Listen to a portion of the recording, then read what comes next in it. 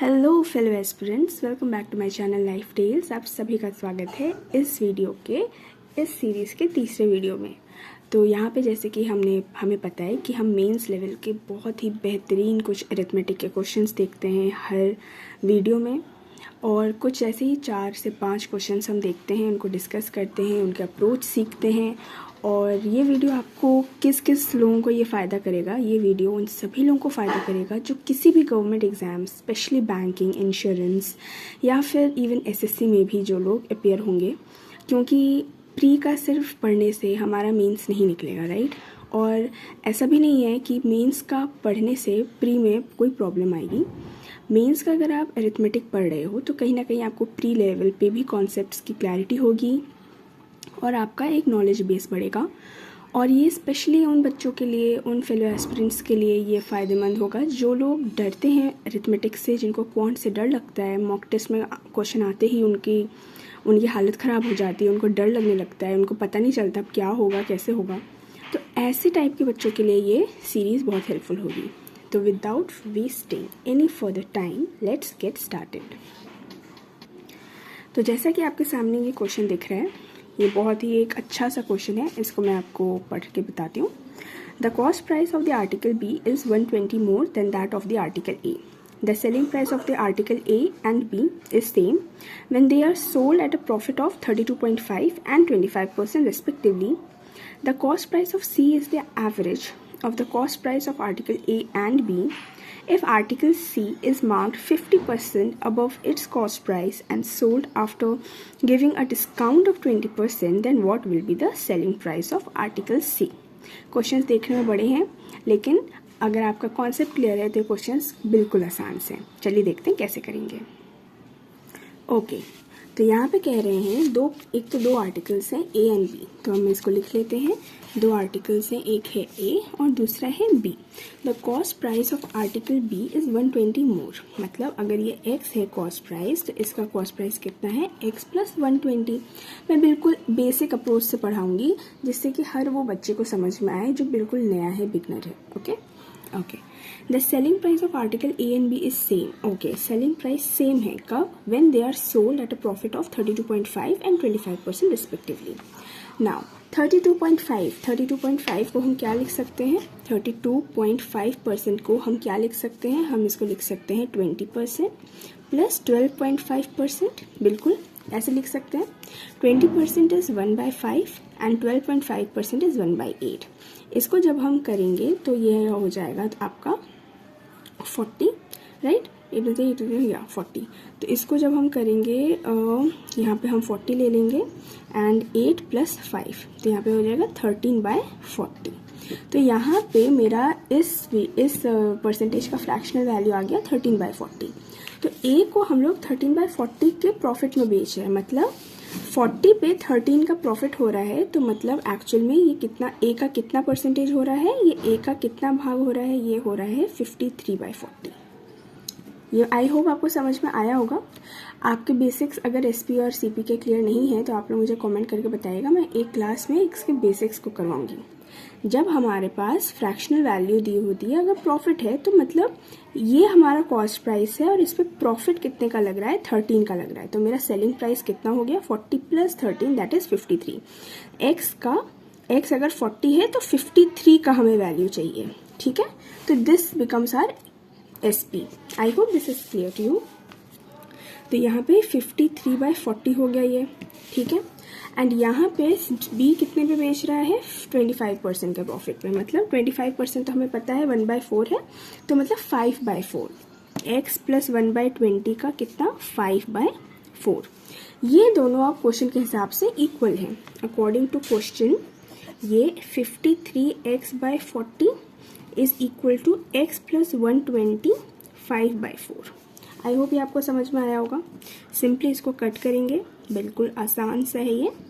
And 50x plus 50 into 120 that is 50 into 120 that is 12 5 60 and 00 6000 that is 3x बोले तो 6000 and x is equals to 2000, ठीक है।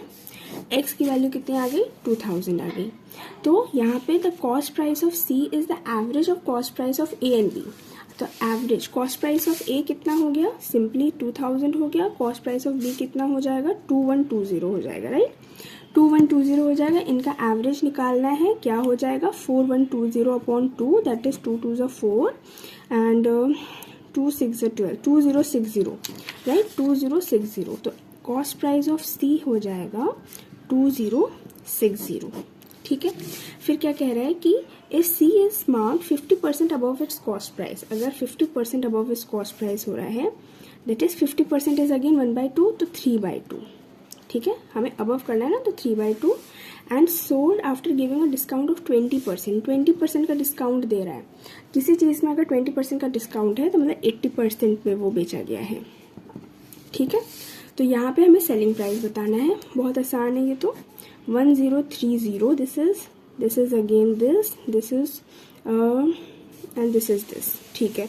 तो 103 into 3 into 8 this is, तो यहाँ पे 3 3 9, 3 3 1 3 into 8, that is 8 9 72, 807 and 8 3 24. 2472 becomes the CP and this becomes the answer.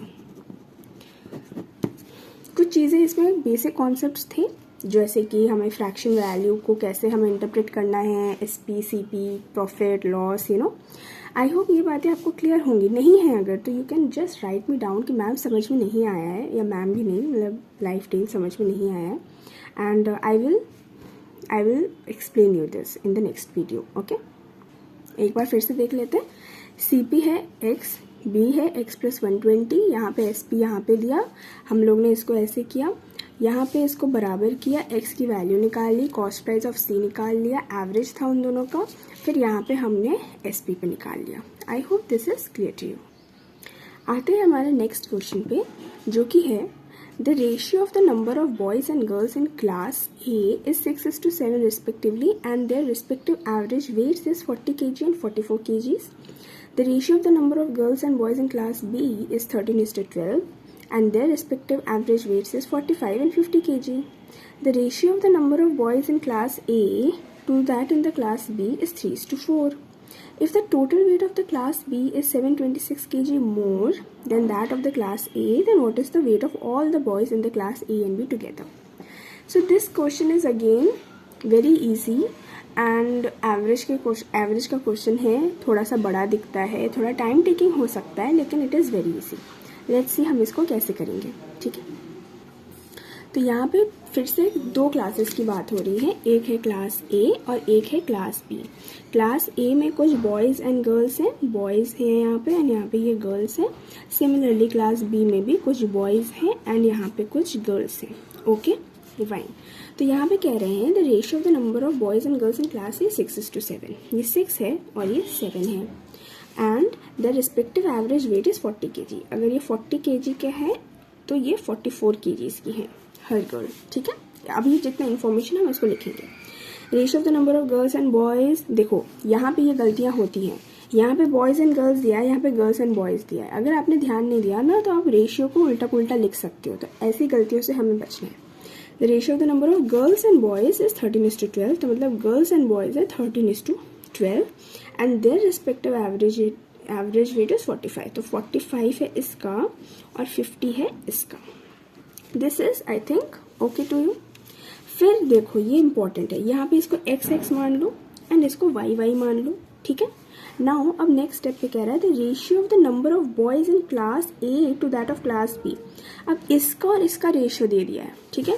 तो कहने के लिए क्या कह रहा है 6x/12y का रेशियो दिया है 3:4।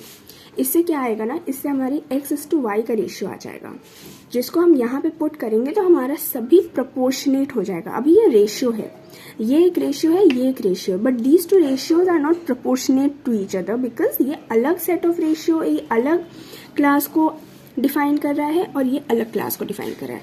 इन चारों को आपस में प्रोपोर्शनेट करने के लिए हमें x/y का रेशियो चाहिए होगा, जो कि हम यहाँ से निकाल लेंगे, राइट। 3 2 = 6, 4 3 = 12, तो x/y बराबर 3/2, ठीक है। अब इसको यहाँ पे अगर रख देंगे ना तो ये क्या हो जाएगा 6 3 = 18, 7 3 से 21, फिर 12 2 से 24 एंड 13 से 13, 13 2 से 26। ये बात समझ में आई आपको? आई होप ये बात आपको समझ में आई होगी। The total weight of the class B is 726 more than that of the class A. Now total weight of class B क्या है? देखो अभी भी ना ये सब एक वेरिएबल में ही है, these are not the actual values, ये याद हमें ध्यान में रखनी है। ये रेशियो एंड प्रोपोर्शन का क्वेश्चन है। ये सब छोटी छोटी चीज़ें हैं जो शायद बहुत आसान है कई लोगों के लिए, मगर जो न्यूबीज़ हैं, जो लोग नए हैं, जिनको डर है मैथ्स का, उनके लिए ये चीज़ें ही कंफ्यूजिंग होती हैं, right. These are not the actual values but are also in ratio. तो ज़रूरी है कि हम इसको भी एक यूनिट दे दें। हम कह सकते हैं 18z है, 21z है, 24z है, 26z है, कह सकते हैं हम, राइट। मतलब ये एक्चुअल वैल्यूज नहीं है। Now total weight of B कितना हो जाएगा? Total weight of class B क्या हो जाएगा? That is 24z into 15 plus 26z into 45। And similarly class A का क्या हो जाएगा? 18z into 40 plus 21z into 44। तो टोटल वेट और ये बराबर ये मतलब 726 है, मतलब 24z into 50 plus 26z into 45। ये बड़ा है। ये देखिए ये बहुत ही फुद्दू तरीका है कैलकुलेट करने का, आई एडमिट इट। मैं बस कर रही हूँ ताकि I want to explain it in a more better way. अगर मुझे खुद सॉल्व करना होता तो मैं शायद ऐसे ना करती। चलिए तो यहाँ पे मैं क्या करूँगी ना, मैं कुछ करूँगी, मैं 5 को कॉमन लूँगी। यहाँ पे 24z इंटू 10 करूँगी प्लस 26z इंटू 9 करूँगी। सिमिलरली मैं यहाँ पे भी 4 को कॉमन लूँगी, ठीक है, just to make it maybe more easy. तो यहाँ पे जब हम इसको कैलकुलेट करेंगे तो यहाँ पे ये हो जाएगा 2370 माइनस 1644, 2370z माइनस 1644z। यहाँ पे आप इसको कैसे भी कैलकुलेट कर सकते हैं। मैंने 5 कॉमन लेके 4 कॉमन लेके किया। नाउ 2370z माइनस 1644z बराबर 726 था। यहाँ पे जगह खत्म हो गई है। Let me take another sheet. Yes, तो यहाँ पे ये आगे बढ़ाते हुए इसको, तो यहाँ पे क्या हो जाएगा? 726z बराबर 726। तो यहाँ पे z की वैल्यू क्या आ जाएगी? 1 आ गई z की वैल्यू, राइट। तो z की वैल्यू 1 आ गई। तो हमारा क्वेश्चन क्या था? हमें निकालना क्या है? तो what is the total weight of all the boys in the class of A and B. तो चलते हैं ऊपर एंड z की वैल्यू को यहाँ पे रखते हैं। तो बॉयज़ निकालना है ना हमें सिर्फ, मतलब ये सब एक्चुअल वैल्यूज ही हो गई हमारी। तो 18 इंटू 40 हमें बॉयज़ का total weight of class A, plus हमें निकालना है 24 into 50 of the class B. बस इसको सॉल्व कर देना है। 18 4 से 72 प्लस 24 इंटू 5, 5 4 से 20, 5 2 1 1200, तो 720 789 1920 1920 kg becomes the answer of this question. I hope ये क्वेश्चन समझ में आया होगा। कुछ भी नहीं था, कोई भी बहुत रॉकेट साइंस नहीं है, बहुत इजी सा क्वेश्चन है। सिंपली आपको जो बोला गया ना वो आपको करना था। ए और बी में आपको रेशियोज इक्वेट करनी थी और उनको सॉल्व करना था और सॉल्व करके अपना आंसर निकालना था।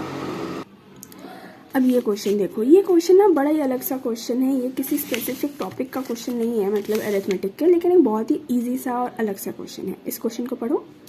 The sum of 5 consecutive numbers is 850. The smallest number जिसको मैं हम x बोल रहे हैं among them is taken, and if the digit at the 10th place and the digit at the 100th place is added, then it forms the digit at the 10th place of a 2-digit number a, and the digit at the unit place of a is same as the digit at the unit place of x. What is the least common multiple of a 299 and 1222? तो यहाँ पे आपको एक ए number form करना है with the given instructions, and then a 299 and 1222 का हमें LCM निकालना है। ऐसे क्वेश्चन जनरली बच्चे जब एग्जाम में आएंगे ना तो छोड़ देंगे, क्योंकि उनको लगेगा कि ये कुछ अलग टॉपिक है, ये कुछ अलग सा चीज़ है। मगर देखते हैं कि ये सही में इतना डिफिकल्ट है कि वाकई में सिर्फ डराता है। सोल्यूशन देखते हैं इसका। यहाँ पे सबसे छोटा नंबर हमें x बोला गया है, तो यहाँ पे क्या हो जाएगा? x, फिर है x plus 1, x plus 2, x plus 3 and x plus 4। 5 consecutive numbers हैं, इनका सम है 850। x की वैल्यू यहाँ से निकल जाएगी, राइट। 5x प्लस 4 5 7 8 9 10, 850 5x बराबर हो जाएगा 840 एंड x बराबर हो जाएगा 840/5 विच इज 5 1 5 6 7 8 34 5 6 30 and 34 5 6 30 ना 5 5 6 7 8 एंड 5 8 40 168। तो सबसे छोटू सा नंबर क्या आ गया 6, x की वैल्यू कितनी आ जाएगी 168 विच इज ओके। अब क्या बोल रहा है the unit at the tenth place and the digit at the 100th place. Tenth place ये है ना, आप सबको पता है ना, वंस टेंस हंड्रेड्स बचपन में पढ़ा है। The unit at the tenth place and the unit at the 100th place is added. मतलब एक्चुअली ये क्या कर रहा है ना 6 + 1 को ऐड कर रहा है which is 7 and then it forms the digit of the 10th place of a 2-digit number a। ठीक है, क्वेश्चन देख रहे हैं ना, then it forms the 10th place of 2-digit number a। मतलब a एक और नंबर है जिसका 2-digit नंबर है ये, और ये जो नंबर फॉर्म हुआ ना ये 1 टेंस का 2-digit नंबर a का 10th प्लेस में आ जाएगा। ठीक है, and the unit place of a is same as the digit at the unit place of x। Unit place मतलब 8। ठीक, तो यहाँ पे ये हो जाएगा। तो a जो नंबर फॉर्म हुआ ना वो 78 हुआ। अब हमें बोल रहा है कि तुम मुझे बताओ 78, 299 एंड 1222 का LCM। बस हमें ये करना है। अब LCM कैसे निकालते हैं? LCM निकालना कई बच्चों को शायद आता ही है ऑब्वियसली, लेकिन जब थोड़े बड़े नंबर हो जाते हैं तो LCM कैसे निकालते हैं मैं जो तरीका अप्लाई करती हूँ मैं वो आपको बताती हूँ। ठीक है, बहुत आसान है, कुछ भी नहीं करना। सबसे जो बड़ा नंबर होता है ना 1 2 2 2, हम उसको पहले ब्रेक डाउन करना स्टार्ट करते हैं। ठीक है, 2 से करते हैं, 2 6 12, 2 1 2, 2 1 2। ठीक है, अब ये वाला नंबर जैसे अभी आपको नहीं समझ में आ रहा है कि ये किसका मल्टीपल है, हो सकता है नहीं आ रहा है तो इसको अब अभी रेस्ट करने दो। ठीक है, और अगर आपको समझ में आ रहा है ये किसका है ना, तो ये आपको दिखेगा कि 2 इंटू ये 611 पता है 13 के टेबल में आता है। 13 इंटू 13 5 ज़ा 13 4 13 में 13 13 13 3 से 13 4 ज़ा 52 52 बचा कितना 9, तो 9 13 7 से 91 47। अब 2 13 और 47 तीनों ही प्राइम नंबर्स है, इसको छोड़ दो। 299 पे चलो, 299 को सॉल्व करो। 299 किसके टेबल में आता है? हम ये कह सकते हैं कि ये खुद में एक अजीब सा नंबर दिख रहा है, तो 13 से ट्राई करते हैं, है ना, क्योंकि 13 यहाँ पे भी आया है, हो सकता है, चांसेस है। लेट्स ट्राई 13 13 2 से 26 26 एंड 13 3 से 39। देखा, पॉसिबिलिटीज़ होती हैं हमेशा ही।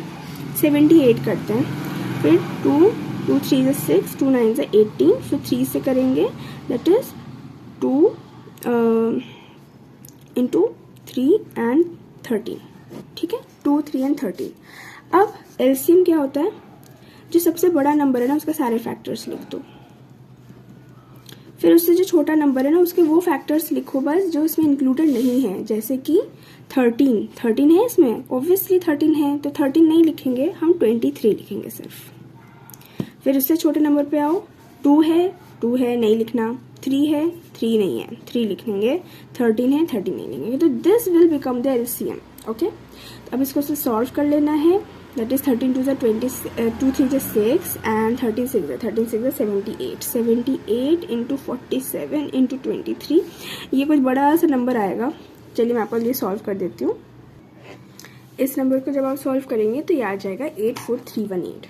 ठीक है, तो यहाँ पे आपको दिखा कि कितना अलग सा क्वेश्चन था जिसमें हमें बस क्वेश्चन को समझ के उसके इंस्ट्रक्शंस को फॉलो करके हमें यहाँ पे बेसिकली एलसीएम निकालना था। एलसीएम जो जितना अच्छे से जल्दी निकाल पाएगा वो यहाँ पे विनर होगा।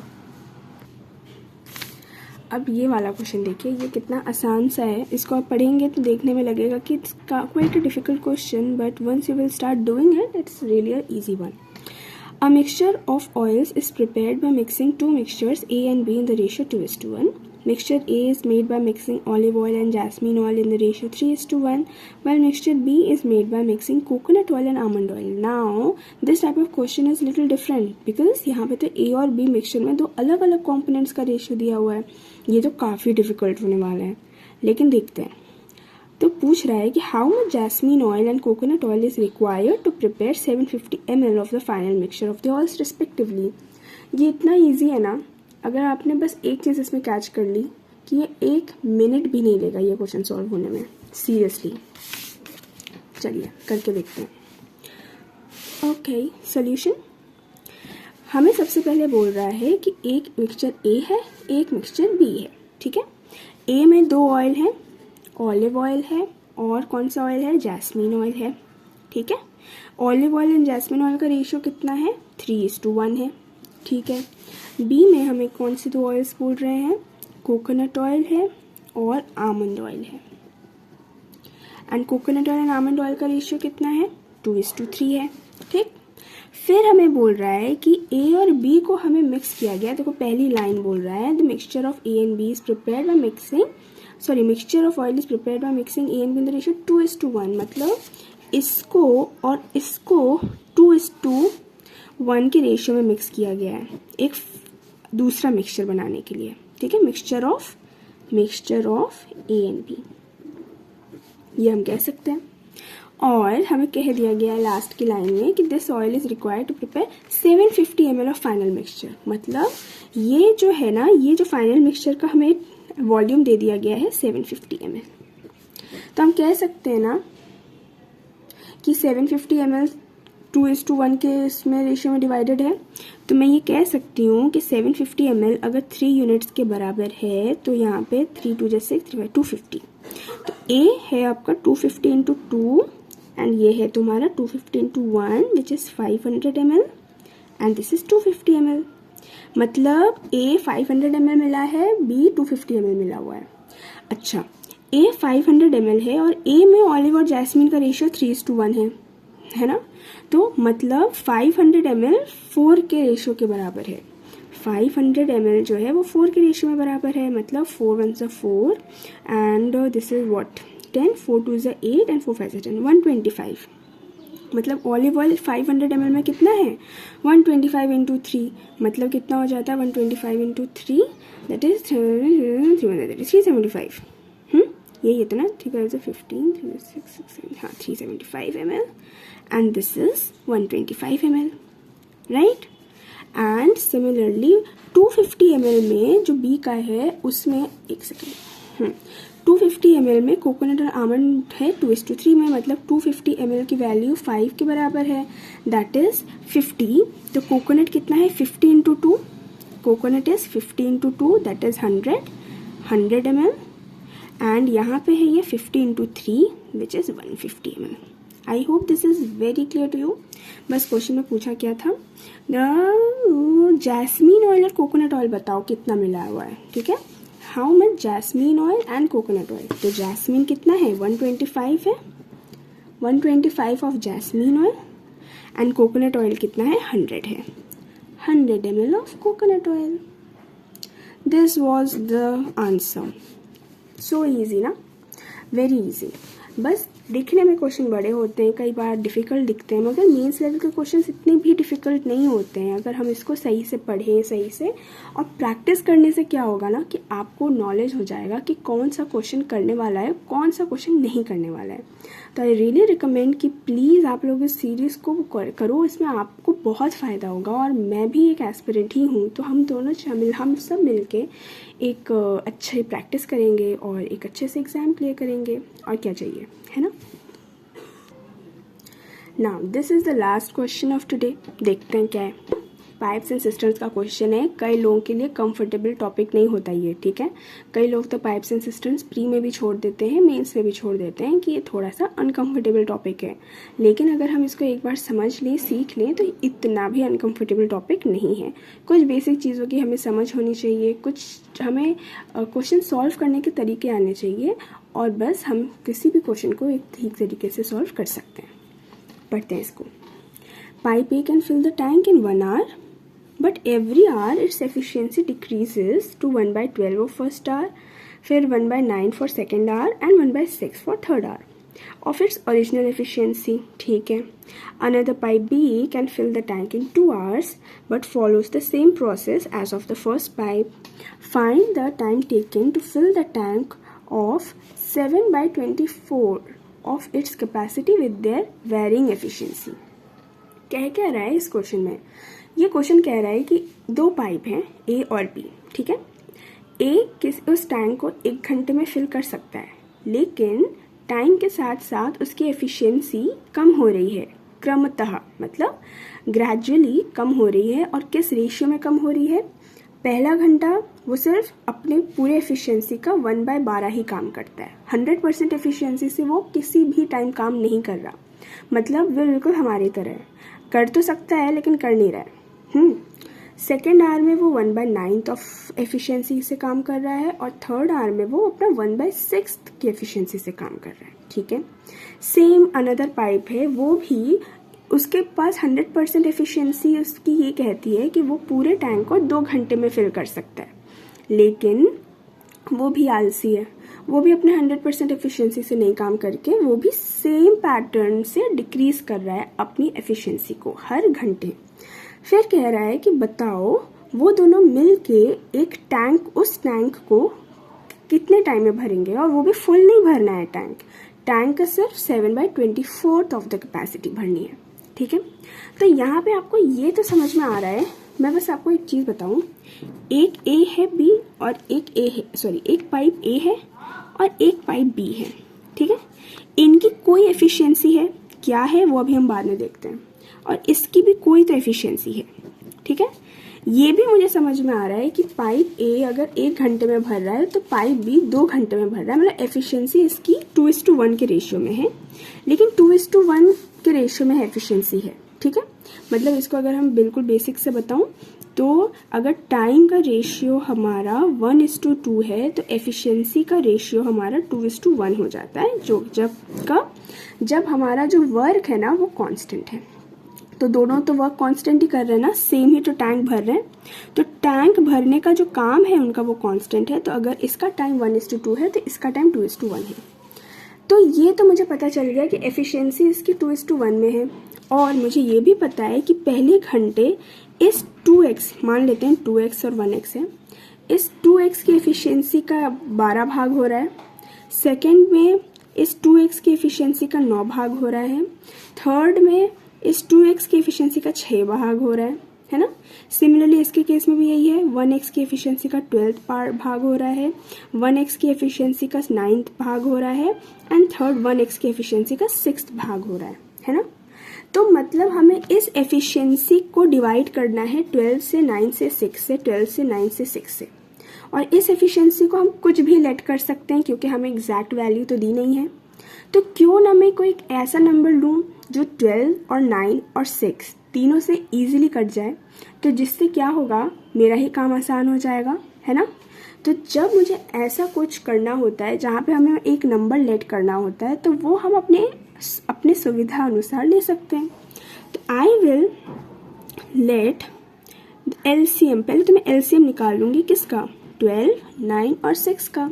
तो ये क्या आ जाएगा, 12 9 72, राइट, क्योंकि 72 एक ऐसा है जो कि हमारा 12 से भी जा रहा है, 9 से भी जा रहा है, 6 से भी जा रहा है। नाउ एफिशिएंसी ऑफ ए क्या हो जाएगा भैया, 72 का काम वो 1 घंटे में कर सकता है ना। एफिशिएंसी क्या हो जाता है, वर्क अपॉन टाइम, तो 72 इज द एफिशिएंसी ऑफ ए। ठीक, एंड बिना यहाँ से निकाले ही मैं कह सकती हूँ अगर 72 एफिशिएंसी ऑफ ए है तो मतलब 2x की वैल्यू ए है तो 1x की वैल्यू 36 हो जाएगी। लेकिन अगर आप यहाँ से भी निकालो एक ही बात है, एफिशिएंसी ऑफ बी कितना हो जाएगा, 72, ये 72 यूनिट्स वर्क है, मतलब 72 यूनिट्स इसका वॉल्यूम है, वर्क है या फिर वॉल्यूम है कह सकते हैं। ठीक है, समझ में आ रहा होगा, ये पूरी टंकी हमारे 72 यूनिट्स वॉल्यूम की है। एफिशिएंसी ऑफ बी क्या है, वर्क अपॉन टाइम, 72 का काम, 72 यूनिट्स का काम वो 2 घंटे में कर रहा है, तो 2 3 6 एंड 2 6 12।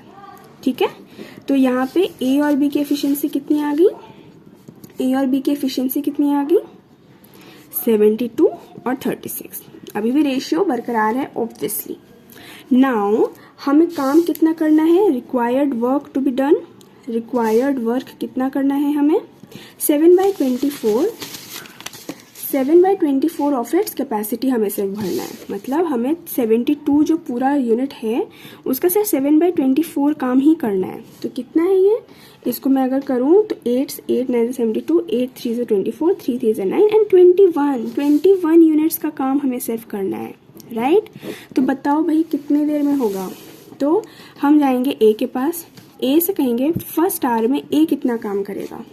फर्स्ट आवर में ए अपने एफिशिएंसी का से 1/12 करेगा, दैट इज 72/12। और बी कितना काम करेगा, बी भी अपने एफिशिएंसी का 12 भाग करेगा। मतलब फर्स्ट आवर में ये 12 6 72 एंड 12 3 36, 9 यूनिट्स काम करेगा सिर्फ, ठीक है। 9 यूनिट्स काम करेगा फर्स्ट आवर, समझ में आ रहा है। सेकेंड आवर में जाते हैं। सेकेंड आवर में अब ये 1/9, ओके, तो 72 का 9th हिस्सा काम करेगा और बी कितना काम करेगा, 36 का भी 9 हिस्सा काम करेगा। 8 एंड 9, 9 4 36, 8 9 11 12 यूनिट्स काम करेगा, ठीक। पहले घंटे दोनों ने मिलकर 9 यूनिट्स काम कर लिया, दूसरे घंटे दोनों ने मिलकर 12 यूनिट्स काम कर लिया। टोटल काम इनका 21 यूनिट्स हो गया, जितना काम हमें रिक्वायर्ड था करना, है ना। तो हम कह सकते हैं कि ए एंड बी दोनों ने मिलके जो रिक्वायर्ड वर्क है, टोटल वर्क नहीं कहेंगे हम यहाँ पे, है ना। टोटल वर्क तो 72 था, 72 काम तो इनको करना ही नहीं था। जो रिक्वायर्ड वर्क है वो दोनों ने 2 आवर्स में ही कंप्लीट कर लिया। अगर इसके अब बड़ा होता तो हम कहते थर्ड आवर में 72/6 भी करना पड़ता, फिर 36/6 भी करना होता, लेकिन इसकी नौबत ही नहीं आई। तो आई होप आपको समझ में आया होगा question was mains level, right. थोड़ा मेंस लेवल तो था ये। यहाँ पे थोड़ी सी हमें थोड़ा सा ट्रिक करने की कोशिश की गई, थोड़ा सा हमें ज़्यादा चीज़ें बताई गई, तो थोड़ा था डिफ़िकल्ट कह सकते हैं। लेकिन हमने अगर इसको समझ के किया, एलसीएम क्यों लिया, कई लोग बच्चे यही कंफ्यूज रहते हैं कि एलसीएम क्यों लेते हैं। एलसीएम लेने का सिर्फ एक ही एक रीज़न होता है, अपनी कैलकुलेशंस को ईजी करना। यहाँ पे मैं 2x और 1x कुछ भी मान सकती थी। मैं अगर x की वैल्यू 100 ले लूँ तो ये 200 और ये 100 हो जाए, लेकिन क्या 200 12, 9 और 6 से डिवाइड होता? कंप्लीटली नहीं होता, डेसिमल में आता, मेरा ही काम बढ़ता, है ना। तो हम ऐसा एक नंबर लेंगे जो एलसीएम हो सबका, जिससे कि मेरा काम इजी हो जाए, है ना। यहाँ पे देखो सारे के सारे इंटीजर वैल्यूज़ आ रहे हैं, तो मेरा ही काम आसान हो गया। तो ये था इस क्लास के लिए। आई होप आपको ये समझ में आया होगा। अगर आप लोग ने इस वीडियो को देखा है तो प्लीज़ मुझे कमेंट करके बताइएगा। अगर आपको इस वीडियो का कुछ भी अच्छा लगा है तो आप मुझे वो भी बता सकते हैं। अगर आपको मेरे लेवल के क्वेश्चन मतलब मेरे क्वेश्चंस अच्छे लगते हैं तो आप इस वीडियो को लाइक, शेयर और मेरे चैनल को सब्सक्राइब भी कर सकते हैं। मिलते हैं अगले वीडियो में कुछ और बेहतरीन क्वेश्चंस के साथ। कुछ आपका सजेशन हो, रीजनिंग, DI, पजल, कुछ भी अगर आपको चाहिए तो you can definitely right in the comment section and हम साथ में मिलकर उसको भी करेंगे। तब तक के लिए बाय बाय।